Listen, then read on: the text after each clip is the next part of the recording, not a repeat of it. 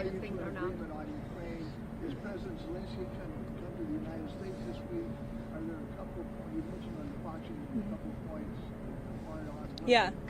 So there are no plans at this moment in time. As you know, things can change very quickly around here, so we'll keep you all apprised, but there's no meeting scheduled right now.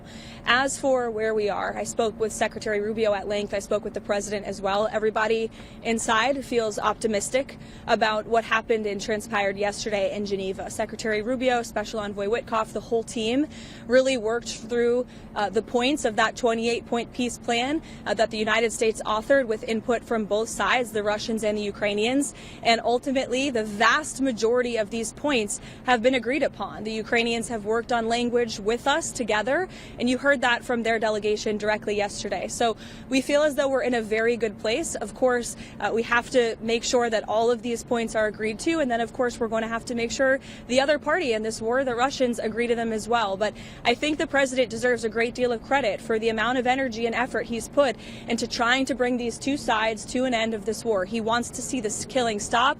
As for any deadlines, he wants to see this end as soon as possible. Is the president more determined to go after Tish James and James Comey? Go ahead. Is the president more determined to go after Tish James and James Comey? Excuse me. I'm answering a question from you. You looked at me. I'm sorry. I turned and looked at you because you're yelling. I will take a question from your colleague, and then I'll take your question too. Okay? Go ahead.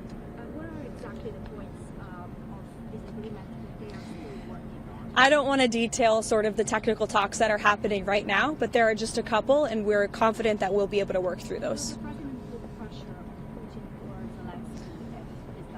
The president's been putting a lot of pressure on both leaders for this entire time. We've been talking with both sides. He's been talking to both leaders directly for 10 months now. So yes, you can expect that pressure to continue. The president wants this war to end. On Ukraine, does the progress that you just laid out change the Thanksgiving Day deadline for Ukraine to come to an agreement, or does the president still want something more definitive by Thursday? And then on the Comey and James case, does the president still have confidence in Lindsey Elliott? Absolutely, he does, to your second question. As for your first question, with respect to the deadline, the president wants to see this deal come together as quickly as possible, and he trusts that his team is doing everything they can to get it over the finish line. Caroline. John? Thanks a lot, Caroline. There are a few Republican senators who are critical of the 28-point peace plan, including Senator Rounds, Senator Graham, Senator McConnell. What do you say to those senators who say that this is giving too much away to Russia? And has Russia made any concessions as it relates to a possible peace deal concerning ending the war in Ukraine? I would point any critics to the words of the Ukrainians yesterday, in which they said that they feel very positive about this plan. They've been very involved. They have had direct input on the language of this plan, and that we are in direct communication and correspondence with them. Any idea, let me just finish with this, the idea that the United States of America is not engaging with both sides equally in this war to bring it to an end is a complete and total fallacy.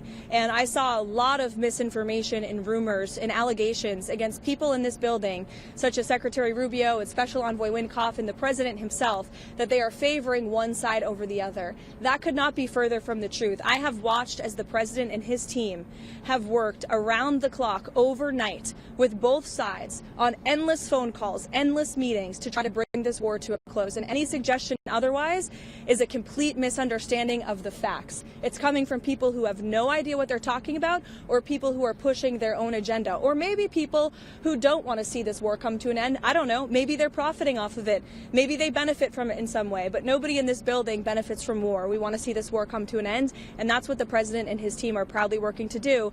And I think the critics should just take a step back and think about what happened with Israel and Gaza. There were a lot of doubters, and we got the hostages out, and this president secured a peace deal that still exists and is ongoing today. So everyone should just respect the work this administration is doing and watch the process unfold. Thank you. Can we cancel our Thanksgiving plan?